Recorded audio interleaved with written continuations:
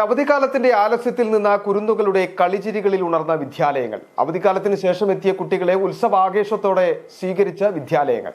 ഇത്തവണ ജില്ലയിൽ 1-ാം ക്ലാസ്സിലേക്ക് പ്രവേശനം നേടിയത് 5278 വിദ്യാർത്ഥികളാണ്.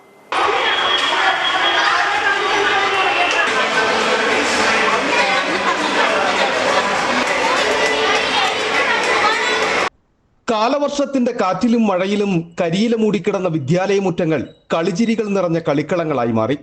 അടഞ്ഞുകിടന്ന ക്ലാസ് മുറിക്കുള്ളിൽ കുറുമ്പും കുസൃതിയും വീണ്ടും എത്തി. തുറന്നിട്ട ജനലുകൾക്കുള്ളിലൂടെ എത്തിയ വെളിച്ചം കുരുന്നുകളെ അറിവിന്റെ ലോകത്തിലേക്ക് വഴിതെളിക്കും. ആദ്യമായി വിദ്യാലയമുറ്റത്തിന്റെ പടികടന്നെത്തുന്നവരിൽ ചിലർക്ക് കൗതുകത്തിന്റെ വിസ്മയ ലോകം. പുതിയ രീതികൾ, പുതിയ അധ്യാപകർ, പുതിയ കൂട്ടുകാർ, എല്ലാം പുതുമ നിറഞ്ഞത്. എന്നാൽ മറ്റു ചിലർക്ക് പരിഭവവുമുണ്ട്. എങ്കിലും സ്കൂളുകളിൽ കുട്ടികളെ ആകർഷിക്കുന്നതിനായി വിപുലമായ പരിപാടികളാണ് ഒരുക്കിയിരുന്നത്.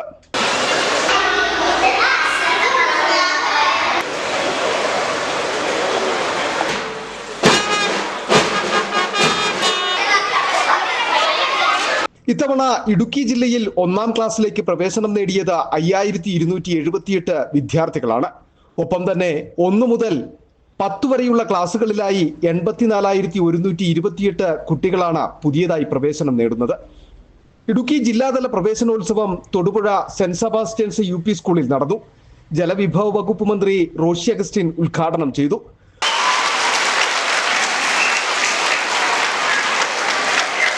പൊതുവിദ്യാഭ്യാസ രംഗത്ത് കേരളം നേടിയത് അസൂയാവഹവും അഭിമാനകരവുമായ നേട്ടമെന്ന് മന്ത്രി പറഞ്ഞു.